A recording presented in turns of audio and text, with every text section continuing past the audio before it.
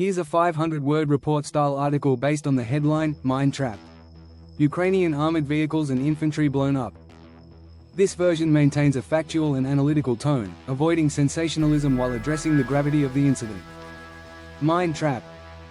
Ukrainian armored vehicles and infantry blown up in the ongoing war between Ukraine and Russia. Deadly traps remain a constant threat on the battlefield. One such recent incident has reportedly resulted in the destruction of multiple Ukrainian armored vehicles and casualties among Ukrainian infantry forces after encountering a heavily mined area, believed to have been planted by Russian forces. The explosion occurred in an active combat zone, likely in the contested eastern regions of Donetsk or Luhansk, although specific coordinates have not been officially confirmed due to operational security. Preliminary reports indicate that a Ukrainian mechanized unit was conducting a reconnaissance and support maneuver when it entered a mined corridor. Multiple mines detonated simultaneously, targeting both armored personnel carriers, APCs, and infantry units moving behind them. Eyewitnesses from nearby units stated that at least 2 armored vehicles were destroyed instantly, with secondary explosions causing further casualties.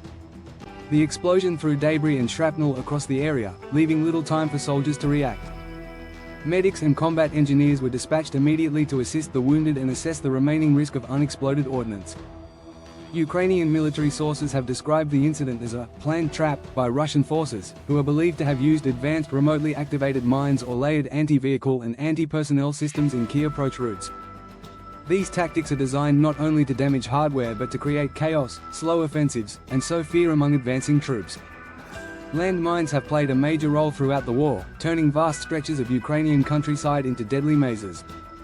Ukraine is now considered one of the most heavily mined countries in the world. Human Rights Watch and other international organizations have repeatedly expressed concern over the widespread use of anti-personnel and anti-vehicle mines by both sides, in potential violation of international conventions. Ukraine is a signatory of the Ottawa Treaty banning anti-personnel mines, though Russia is not.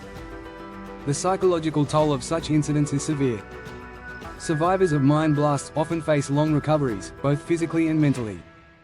The sudden destruction of comrades and the ever-present threat of invisible dangers underfoot create a climate of constant tension for soldiers operating on the front. Military analysts suggest that Ukraine's counteroffensive efforts have been hampered significantly by extensive Russian fortifications and minefields. Despite ongoing efforts to equip Ukrainian forces with modern mine-clearing equipment from Western allies, such tools are not always available in sufficient numbers or effective under combat conditions. Ukrainian authorities have vowed to investigate the incident and adapt operational plans to prevent further losses. Demining operations and intelligence-led route planning are being intensified, although progress remains slow due to the scale of contamination. As the war drags on, the mine threat underscores the brutal nature of modern land warfare and the immense challenges Ukraine faces in reclaiming and securing its territory. Each explosion is a grim reminder that, in this war, the ground itself can turn against those who